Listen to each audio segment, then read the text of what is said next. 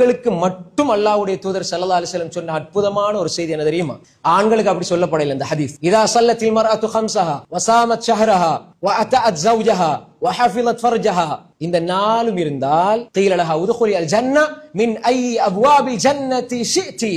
அதாவது ஒரு பெண் இதா ஸல்லத்தில் மர்அத்து ஹம்ஸஹா, 5 நேரம் சரியாக தொழுது, வஸாமத் ஷஹ்ரஹா, நோம்பு மாசத்துல சரியாக பிடிக்க வேண்டிய நோன்புகளை சரியாக கடமையான நோன்பை பிடித்து, வஅதஅத் ஜௌஜஹா, கணவனுக்கு நல்ல முறையில் கட்டுப்பட்டு, வஹஃபிலத் ஃபர்ஜஹா, தன்னுடைய மறை உறுப்பை பாதுகாத்து பக்குவமாக நடந்தால், இந்த நாளும் இருந்தால் அந்த பெண்ணுக்கு சொல்லப்படும் கீல லஹா, அவளுக்கு சொல்லப்படும் உதுகுலி அல் ஜன்னah, நீ சுவர்க்கத்துக்குள் நுழைந்து விடு. எப்படி சொல்லப்படும்? சொர்க்கத்துக்குள்ள நுழைந்து விடு.